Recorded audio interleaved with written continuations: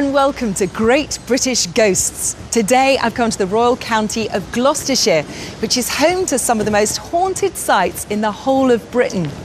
Later I'll be going on a tour of 17th century Chavenage House, but first I've come to Gloucester High Street, and between all the shops is a real hidden gem and one of the most haunted places in the whole area. The New Inn dates back to the 14th century.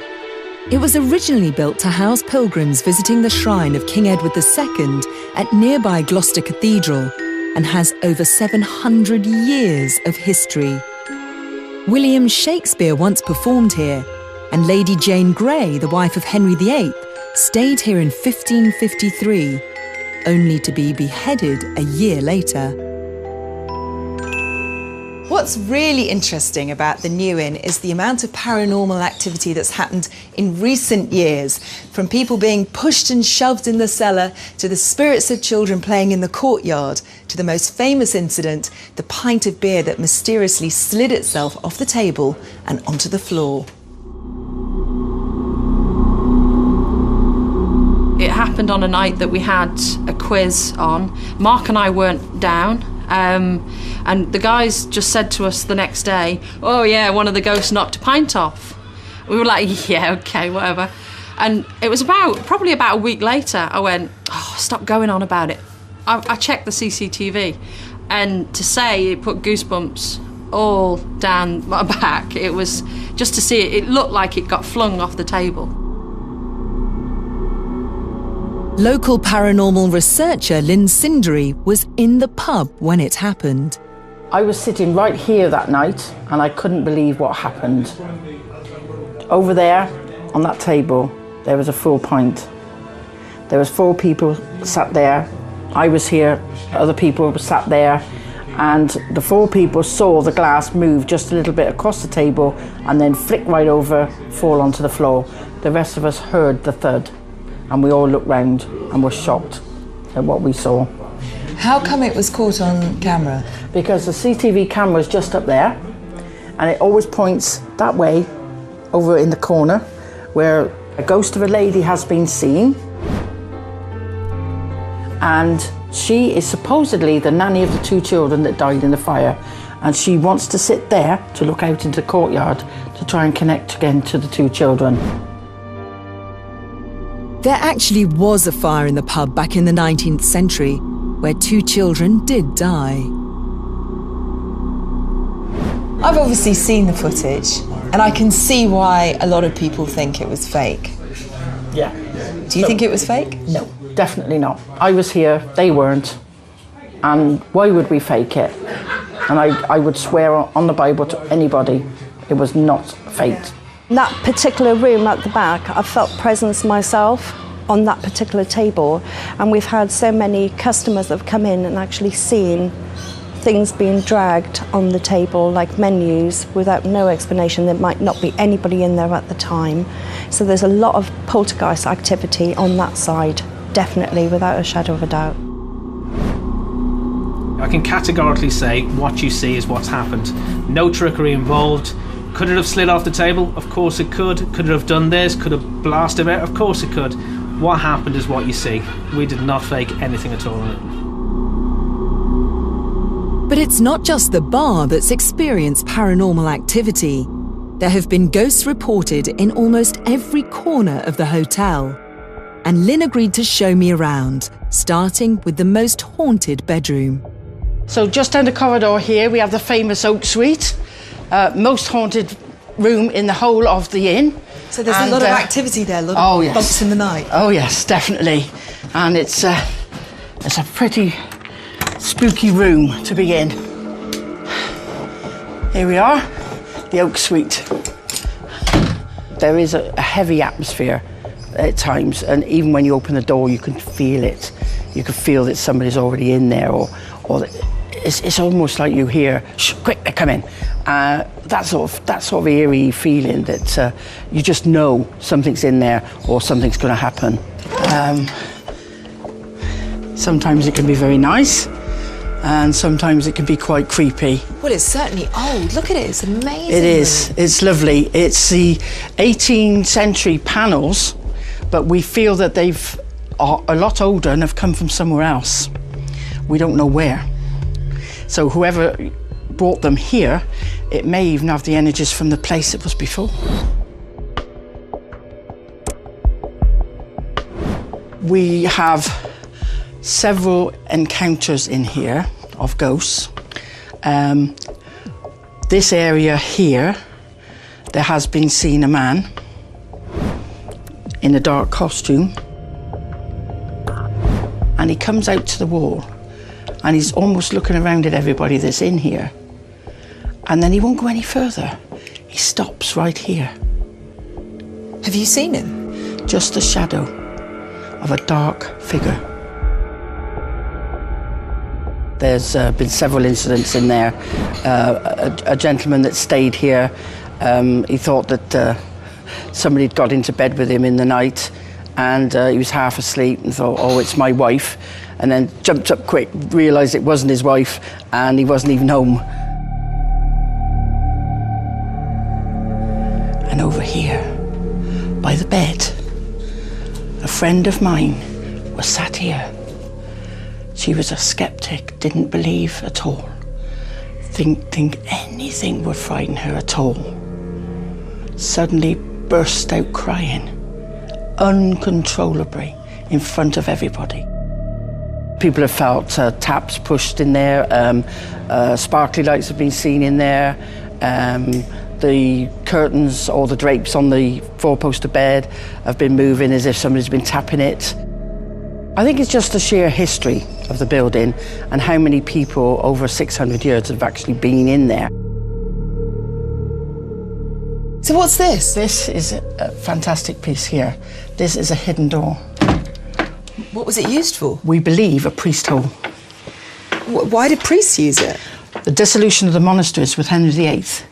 If the priests were in this room and they heard the soldiers coming, they would go into here and hide, and the priests, they wouldn't see them because of the panels and the hidden door.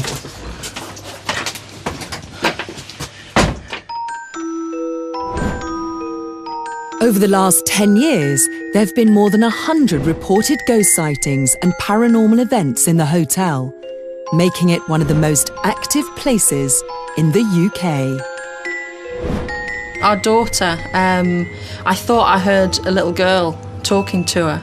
I mean, it was the dead of night, I couldn't sleep, and I could hear like a murmuring around, and I thought, what is it? I couldn't figure it out at all.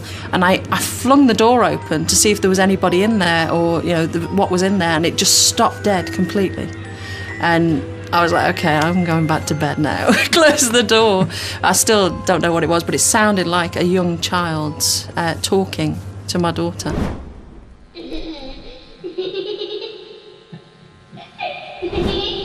And in through here, we have the oldest part of the building. So when does it date back to? 1450. Whoa, that is old, isn't it? It is old, yes, indeed. And this is the old attic, or loft. And in through there is the original old stairs. At the back of there is a man that's quite menacing. And when we've done overnight investigations here, he's come forward and he's all dark, all cloaked, and he only comes halfway through and he won't come any further. Most of us are fearful of the unknown, and that's quite natural, very, very natural. The only reason that I'm not as fearful most of the time is because I do it more and more and more, and I'm understanding more and more and more. Most cellars, as we know, we don't like, because they're down underground, they're dark, they smell. But in my experience, some cellars are quite oppressive feelings, especially this one. So there's been a lot of activity down here. Oh yes, definitely a lot of activity down here. Why does anyone come down here? Because we're crazy. This area alone, just underneath these pipes here, Yeah. we've had phenomenal stuff under here. Now it's a bit tricky. You're gonna have to really sort of get under. Okay, go careful. There's a man down here. He's very intimidating. He doesn't like the women.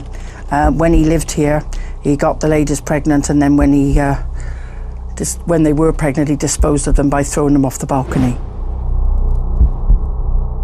And there is also another theory that possibly they might be hidden behind the walls here. Oh no, that's and really when we're down here, and then we get these noises, it's almost as like he doesn't like us here and he's telling us to get out. It's quite common knowledge I don't like it down there at all. It's very foreboding, very sort of just... every time I go down there, I just get chased back out of it, so don't like it at all. It's quite an overwhelming feeling when you go down there. I've been down there once in the time that we've been here, and I won't go down again. I know I won't. I don't want to. It's not a nice feeling. The skeptics will say the ghosts are in our imagination. I believe that they are real because I've seen them, I've spoke to them, I've sensed them. There's some things that happen that just are beyond normal explanation. That's why it's called paranormal, out of the normal. Well, whether the moving pint of beer was a paranormal event or not, there's no doubt about it that the New Inn is definitely a very special place. It's a hidden gem with an intriguing history, where the ghosts, spirits and stories literally seep through the walls, and everyone who works here just treats them all as part of the family. I believe the New Inn's definitely haunted. If you'd have asked me before I lived here, I would have said no. I wouldn't have believed it. But now that I've been here as long as we have, I'd say definitely haunted, and I believe in it wholeheartedly.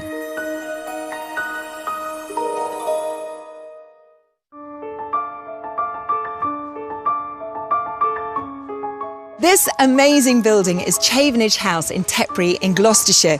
It dates back to the Elizabethan period, and not surprisingly, it's packed full of haunted history, including a headless horseman. Chafenage is a remarkable place. During the Civil War, it was visited by Oliver Cromwell. Today, it's a family home with many features untouched for over 300 years. The man who's literally grown up with the spirits is George Loseley Williams, whose family have owned the house for generations. Right, Michaela, this is really the main part of the house, the historical side. This is actually known as Cromwell's room. So this is where he actually slept, in this bed? This is the bed he slept in. It would have been a four-poster, but at some stage someone's actually just hacked off the main bit of the bed to make it into an ordinary-sized bed. But it is a contemporary bed with that period, and it could have been the actual bed that Cromwell slept in. And of course lots of other really interesting people probably slept in this bed as well. Well, the problem is that in living memory, no one has ever slept in this room because it had this kind of haunted feel about it. And over the course of centuries, no one has actually slept in it. It used to be the main spare room, but I know of no one who's actually slept in it. If you come into this room, there's an atmosphere you can feel. I don't know if you can feel it now. It's quiet, it's very cold. It's always a very cold room anyway, but even in a kind of hot summer's day, it is a cold room. And the last major ghost story of this house was that we were filming here, and there was wires and generators all outside coming through. And an electrician was tasked to come up here during their coffee break and add to the wires. And as he was bending down, he felt some force on his back pressing him onto the ground. And he looked round, he couldn't see anyone. There's no one around here, and he knew none of the stories of the house, so he carried on. And the next thing was that he's actually been physically forced into the floorboards, his head pinned to the ground. And everyone was outside having their coffee, and this figure was seen running down, saying, "I'm never going back in that house again." And that was the last we ever saw of him.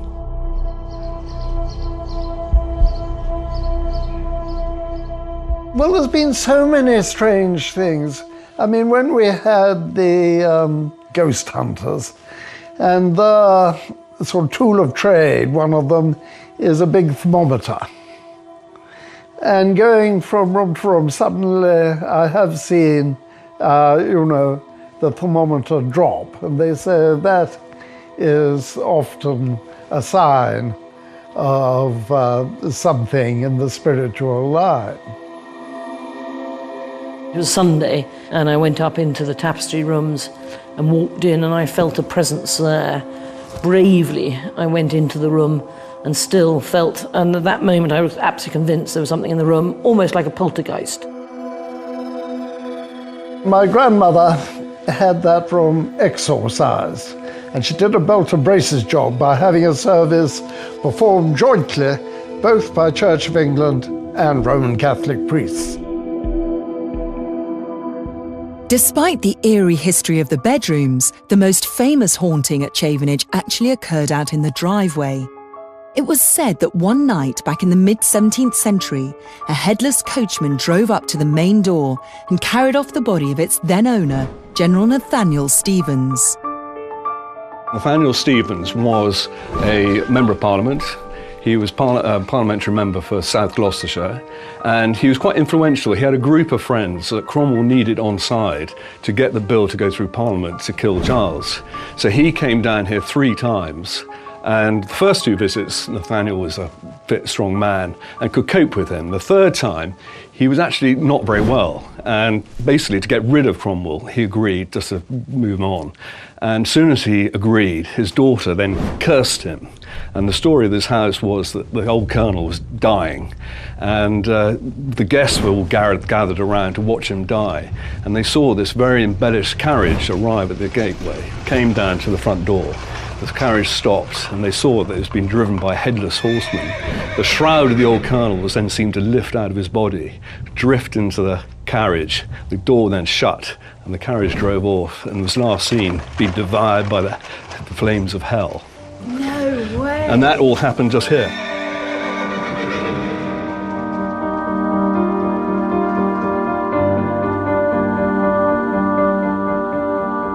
So this is our Civil War memorabilia, and we've got a copy of the actual document of the death warrant of Charles I, signed by all the relevant MPs.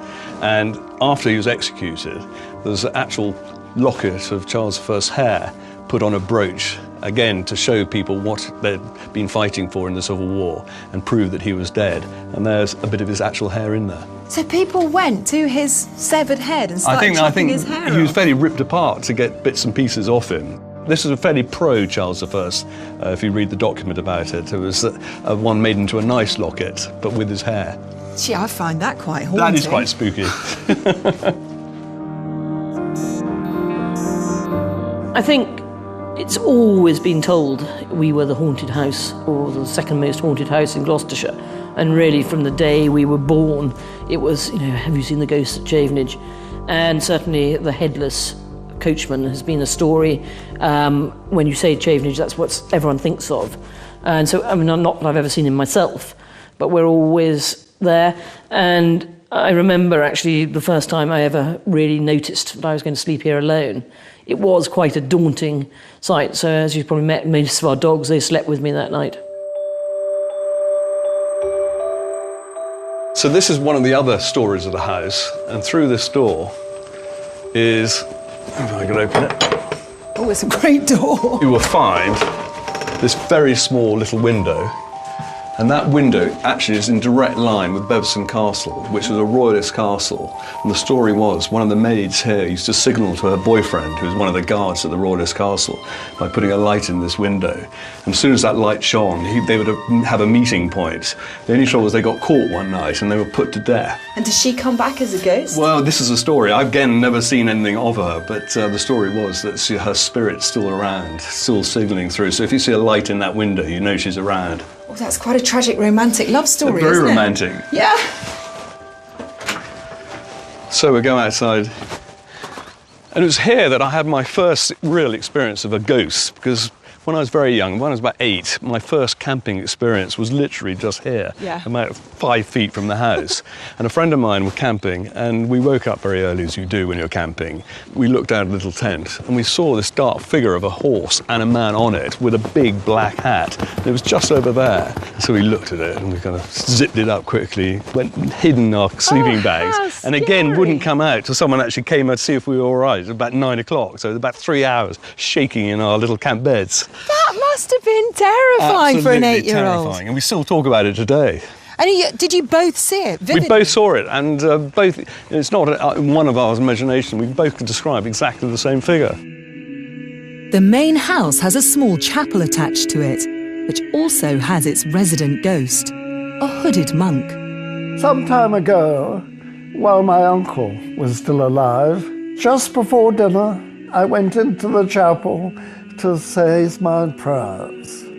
And all the time I was in one of the pews, there was a monk knelt at the altar rail. I wanted to go up and tap him on the shoulder and ask him where he'd come from. But he seemed to be so engrossed in his prayers that I didn't like to disturb him. So I tiptoed out of the door and left him to his praying. I'm convinced there are ghosts, and I know people have been here before, but I'm not a person that's looking out for somebody with a white sheet and black eyes. I think it's more history, and if it helps you tell a story, and I'm sure, certainly, I mean, living in a house which a family have been in quite a long time, not only are they looking down from up there at you, they are also wandering past, and hopefully occasionally, you know, wish you luck on the way. Stevenage House really is a picture postcard of what a haunted house should look like, which is probably why it's been used for so many movies and TV series. And whether those stories are just embellished legends or events that can be practically explained, they certainly are all great ghost stories. Well, from me in Gloucestershire, that's it. I'll see you next time. Bye-bye.